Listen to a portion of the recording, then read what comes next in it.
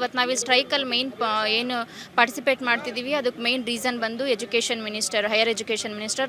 ನಾನು ಅವ್ರಿಗೆ ಕೇಳೋಕ್ಕೆ ಇಷ್ಟಪಡ್ತೀನಿ, ನೀವು ಯಾಕೆ ಇಷ್ಟೊಂದು ಎಕ್ಸ್ಟ್ರಾ ಸ್ಪೆಷಲ್ ಕನ್ಸರ್ನ್ ತೋರಿಸ್ತಿದ್ದೀರಾ ನಾನ್ UGC ಕ್ವಾಲಿಫೈಡಿಗೆ? ಎಷ್ಟೋ ವರ್ಷಗಳಗಟ್ಟಲೆ ನೆಟ್ಟು, ಸ್ಲೆಟ್ಟು, PhD 3 ಮಾಡಿಕೊಂಡು ಅವ್ರವ್ರ ಕ್ಷೇತ್ರದಲ್ಲಿ ಏನು ಪರಿಣಿತರಾಗಿ ಅವರು ಅವಕಾಶಕ್ಕೋಸ್ಕರ ಕಾಯ್ತಾ ಇದ್ದಾರೆ. ಮತ್ತು ಇನ್ನೊಂದೇನೆಂದರೆ ಟೀಚಿಂಗ್ ಬಗ್ಗೆ ಪ್ಯಾಷನ್ ಇದ್ದರೆ ಮಾತ್ರ ಎಕ್ಸಾಮ್ಸ್ನ ಕ್ಲಿಯರ್ ಮಾಡ್ಕೊಂಬರ್ತಾರೆ.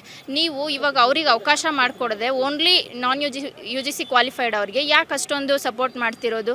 ಅದರಲ್ಲೂ ಕೂಡ ಹೈಕೋರ್ಟು ಡಿವಿಷನ್ ಬೆಂಚಲ್ಲೂ ಕೂಡ ನೀವು ಅಪ್ಪೀಲ್ ಹೋದಾಗಲೇ ನಿಮಗೆ ಬಂದಿರೋ ರಿಸಲ್ಟ್ನ ನೀವು ಪಾಲನೆ ಮಾಡೋಕ್ಕಾಗ್ತಿಲ್ಲ ಅಂದರೆ ಪ್ರಜಾಪ್ರಭುತ್ವದಲ್ಲಿ ಕಾನೂನೇ ಪಾಲನೆ ಮಾಡದೇ ಇರೋವಂಥ ಸಾಮಾನ್ಯ ವ್ಯಕ್ತಿಗೇ ಎಷ್ಟೆಲ್ಲ ಪನಿಷ್ಮೆಂಟ್ ಇರುತ್ತೆ. ಅದರಲ್ಲೂ ನೀವು ಒಬ್ಬ ಅಂಥ ಪೊಸಿಷನಲ್ಲಿದ್ದು ಎಜುಕೇಷನ್ ಮಿನಿಸ್ಟರ್ ಆಗಿ ಅದನ್ನು ಇಂಪ್ಲಿಮೆಂಟ್ ಮಾಡ್ತಾ ಇಲ್ಲ. ಇಂಪ್ಲಿಮೆಂಟ್ ಮಾಡೋದಕ್ಕೆ ಯಾರು ಅಧಿಕಾರಿಗಳಿಗೂ ಕೂಡ ನೀವು ರಾಜಕೀಯ ಒತ್ತಡ ತರ್ತಿದ್ದೀರ. ಒಂದಿಲ್ಲ ಅರ್ಥ ಮಾಡ್ಕೊಳ್ಳಿ, ನಿಮ್ಮ ರಾಜಕೀಯ ಮಾಡೋದಕ್ಕೆ ಶಿಕ್ಷಣ ಕ್ಷೇತ್ರ ಸೂಟಬಲ್ ಅಲ್ಲ.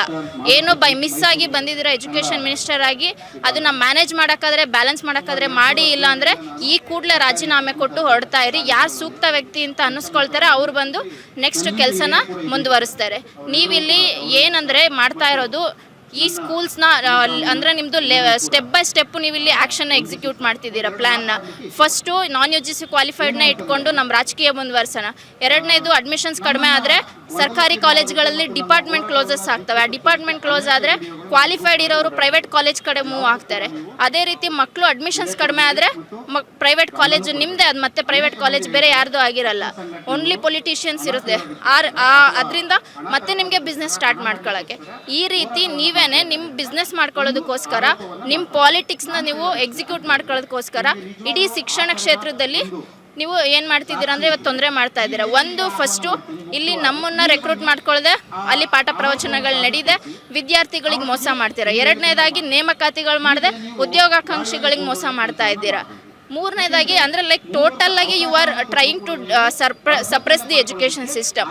ಅಂದರೆ ಎಲ್ಲಿ ಯುವಕರಿಗೆ ಮಾತಾಡೋದಕ್ಕೆ ವಾಯ್ಸ್ ಬೇಕೋ ಅದನ್ನೇ ಸಪ್ರೆಸ್ ಮಾಡಿದರೆ ನೀವು ನಿಮ್ಮ ಪೊಲಿಟಿಕ್ಸ್ನ ನೀಟಾಗಿ ನಡೆಸ್ಕೊಂಡು ಹೋಗ್ಬೋದು ಅನ್ನೋ ಒಂದು ವ್ಯವಸ್ಥೆ ಮೈಂಡ್ಸೆಟ್ಟಲ್ಲಿ ಪ್ಲ್ಯಾನ್ಡಾಗಿ ಎಕ್ಸಿಕ್ಯೂಟ್ ಮಾಡ್ತಿದ್ದೀರಾ. ಫಸ್ಟ್ ಇದನ್ನು ಹೇಳ್ತಾ ಇದ್ದೀವಿ, ನಾವಿವಾಗ ಚಿಕ್ಕ ಮಟ್ಟದಲ್ಲಿ ಏನು ಹೋರಾಟ ಮಾಡ್ತಾ ಇದ್ದೀವಿ ನಮ್ಮ ಹಕ್ಕುಗಳಿಗೆ, ಇದರ ನೆಕ್ಸ್ಟು ನಂತರ ನಾವೆಲ್ಲರೂ ಸೇರಿ ವಿದ್ಯಾರ್ಥಿಗಳು, ಉದ್ಯೋಗಾಕಾಂಕ್ಷಿಗಳು, ಅದಾದಮೇಲೆ ನಾವೇನಿದ್ದೀವಿ ಎಲ್ಲರೂ ಸೇರಿ ಉಗ್ರ ಹೋರಾಟ ಮಾಡ್ತೀವಿ. ಅದೇನು ಹೇಳಕ್ಕೆ ಹೋಗಲ್ಲ. ಇವಾಗ ಆಲ್ರೆಡಿ ನೀವು ಬೇರೆ ಸರ್ಕಾರಗಳನ್ನ ಗಮನಿಸಿದ್ದೀರ, ಶ್ರೀಲಂಕಾ ಆಗಿರ್ಬೋದು, ನೇಪಾಳ ಆಗಿರ್ಬೋದು. ಅದೇ ರೀತಿ ಯುವ ಪೀಳಿಗೆ ಇಲ್ಲಿ ಕೂಡ ಸ್ಟಾರ್ಟ್ ಮಾಡ್ಕೊಳ್ಳುತ್ತೆ. UGC ಗೈಡ್ಲೈನ್ಸ್ ಏನಿದೆ ಅದನ್ನು ಇಂಪ್ಲಿಮೆಂಟ್ ಮಾಡಿ ನಮಗೆ ನ್ಯಾಯ ದೊರಕಿಸ್ಕೊಡಿ. ಮಕ್ಕಳಿಗೆ ಪಾಠ ಪ್ರವಚನಗಳು ನಡೆಯೋ ರೀತಿ ಅವ್ರಿಗೆ ಅವಕಾಶ ಮಾಡಿಕೊಡಿ. Thank you.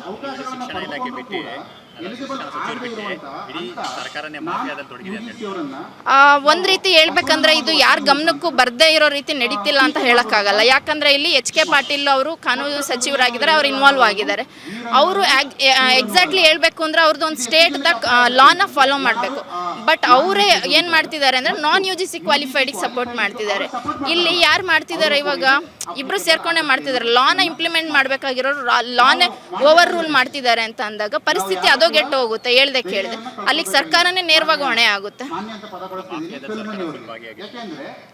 ಖಂಡಿತ. ಅಂದರೆ ಅದು ಹೇಗೆ ಹೇಳ್ಬೋದು ಅಂತ ಅಂದರೆ ಇವ್ರ ಕೈ ಎಲ್ಲೋ ಬೆಚ್ಚಗಾಗಿದೆ. ಅದಕ್ಕೇನೆ ಅವರು they are trying to defend themselves. ಅವರಿಗೆ ಸಪೋರ್ಟ್ ಮಾಡ್ಕೊಂಡು ನಾವು ಹೀಗೆ ನಡೆಯೋದು ಅಂತ ಹೇಳಿ ಏನು ಗಟ್ಟಿ ಚರ್ಮದ ರೀತಿ ವರ್ತನೆ ತೋರಿಸ್ತಿದ್ದಾರೆ. 10-15 ವರ್ಷ ಬೇಕಾಗಿಲ್ಲ. ಯುವಕರು ಮನಸ್ಸು ಮಾಡಿದ್ರೆ ಇನ್ನೊಂದು ವರ್ಷದಲ್ಲೇ ಇಲ್ಲ 100% ಹೇಳ್ತೀವಿ ನಾವು. ಇವಾಗ ಏನೆಲ್ಲ ಅವರೇನೇನು ಒಂದಷ್ಟು ಸ್ಕೀಮ್ಸ್ ಕೊಡ್ತಿದ್ದಾರೆ, ಭಾಗ್ಯಲಕ್ಷ್ಮಿ ಅದು ಇದು, ಅದೆಲ್ಲ ಏನು ವರ್ಕೌಟ್ ಆಗಲ್ಲ.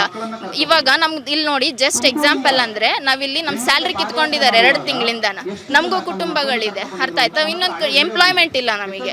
2,000 3,000 ಆ ಥರ ಎಲ್ಲ ಯುವ ನಿಧಿ, ಭಾಗ್ಯಲಕ್ಷ್ಮಿ ಅದೆಲ್ಲ ಕೊಟ್ಟು ಏನು ಪ್ರಯೋಜನ? ಪ್ರಾಪರಾಗಿ ಸಿಸ್ಟಮ್ನೇ ಬ್ಯಾಲೆನ್ಸ್ ಮಾಡೋಕ್ಕಾಗ್ತಿಲ್ಲ ಅಂದರೆ ಅವ್ರ ಸ್ಕೀಮ್ಗಳೆಲ್ಲ ಏನು ನೆಸೆಸಿಟಿ ಇಲ್ಲ. ಆ್ಯಂಡ್ ಇನ್ನೊಂದು ಏನು ಹೇಳ್ತೀನಿ ಅಂದರೆ ಈ ಟೈಮಲ್ಲಿ KSET ನೋಟಿಫಿಕೇಶನ್ ಇಶ್ಯೂ ಮಾಡಿದ್ದಾರೆ. ಅದ್ರದ್ದು ಮೀನಿಂಗೇ ಇಲ್ಲ. ಇಲ್ಲಿ ಅದೇ KSET ನೆಟ್ಟು PhD ಮಾಡಿರೋರಿಗೆ ವ್ಯಾಲ್ಯೂ ಸಿಗ್ತಿಲ್ಲ ಅಂದರೆ ಅವರ ಎಕ್ಸಾಮ್ನ ಪಾಸ್ ಮಾಡೋದ್ರು ಏನು ಪ್ರಯೋಜನ?